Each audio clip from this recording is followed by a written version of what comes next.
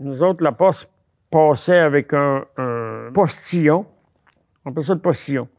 Le postillon passait et puis livrait le mal l'hiver avec une voiture d'hiver chauffée. Puis le cheval qui frôlait les boîtes à mal, il n'y avait pas de trafic. Fait que le chemin n'était pas ouvert. Parce que chez nous, le chemin en 50, c'était pas ouvert. Là. Le chemin d'hiver, c'était avec des slés. Il n'y a pas de voiture qui passait là.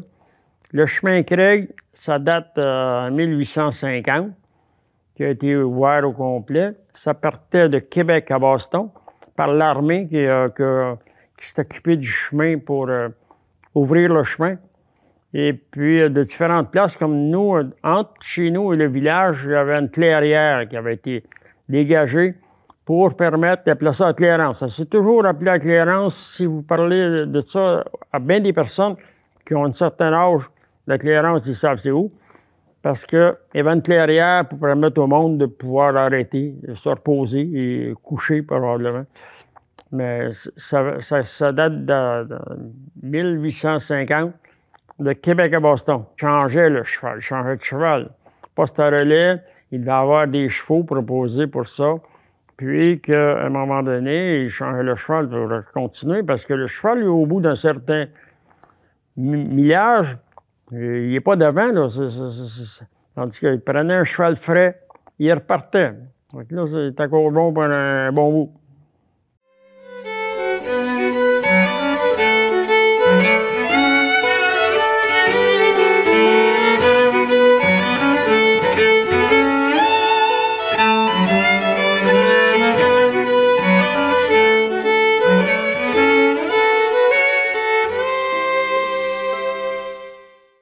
C'était des chevaux qui arrivaient dans ce temps-là de l'Ouest par train et qui débarquaient ici à Victoriaville.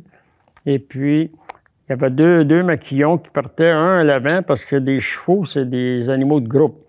Un partait avec sa voiture à l'avant, puis l'autre suivait à l'arrière. Fait que les chevaux, ça se suivait pas mal tout.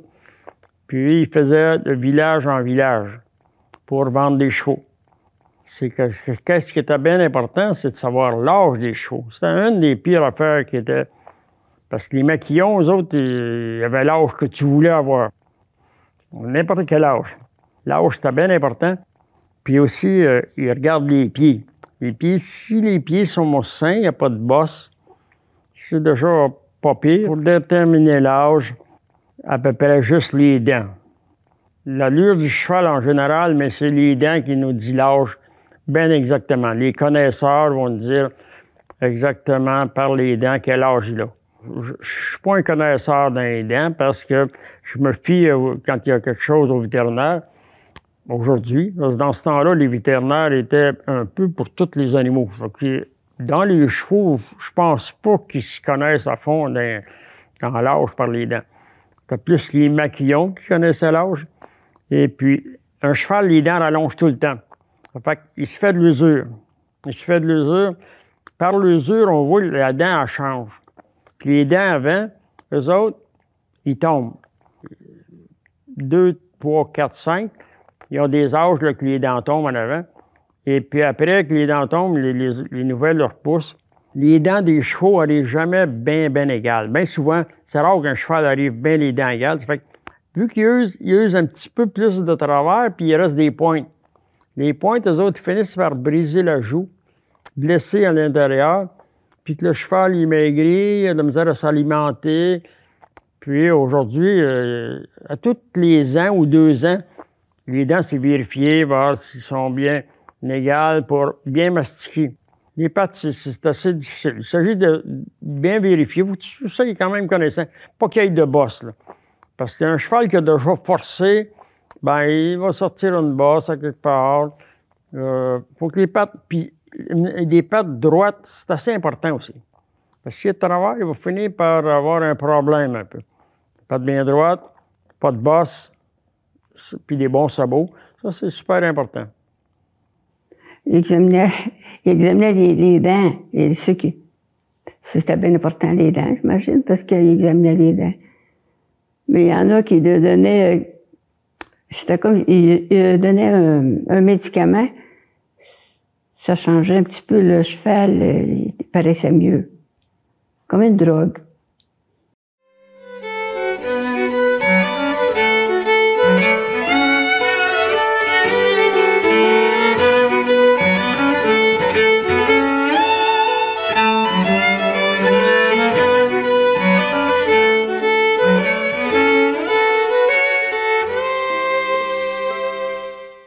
On aimait mieux les quêteux pour vrai, là. Les quêteux pour oui, les vrais quêteux, parce qu'il y en a qui avaient leur tournée tous les ans, qu'on voyait tous les ans. Il y en a un, je me souviens qu'il y en a un, entre autres, que quand il arrivait, mettons l'avant-midi chez nous, il venait saluer ma mère, puis saluer tout le monde, puis il disait, vous savez, là, Madame Verville, je n'ai pas de pouls, regardez, mon linge est tout propre. Si vous voulez, je vais le laisser ici, puis je vais revenir coucher avec vous autres ce soir. Alors, il s'en allait quêter au village. Et après la journée de quêtage au village, il revenait. Puis comme j'avais 2 petites sœurs plus jeunes, il leur apportait chacun un petit sac de bonbons. Et puis, il nous racontait des histoires le soir. Et pour moi, c'était un bon quêteux. Je me souviens pas d'en avoir eu un mauvais, mais celui-là, il était bon.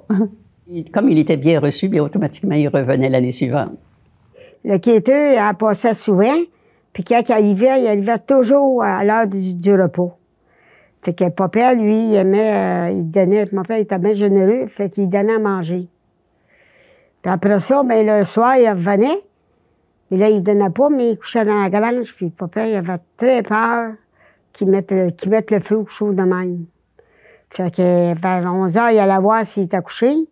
Des fois, il était couché, puis il l'envoyait parce qu'il avait trop peur. Mais il l'envoyait, puis il s'en allait, parce que c'était juste l'été qui passait. L'automne, il passait pas. Il y avait de l'automne, mais il arrêtait pas, là. Mais souvent. Ça a l'air que quelqu'un qui m'a dit qu'il envoyait des sorts. Mais moi, j'ai jamais cru, parce qu'on n'a jamais eu de sorts chez nous. Maman, c'était sa BA qu'elle faisait. Elle était au courant parce qu'elle avait été mêlée à ça à l'âge de 2 ans. Fait que donc, quand il venait un monsieur, un quêteux, pour demander de la nourriture, il ne demandait pas de l'argent, il demandait de la nourriture, un repas. Fait que maman, elle ne demandait pas mieux que de lui en faire un repas, puis ça lui faisait plaisir.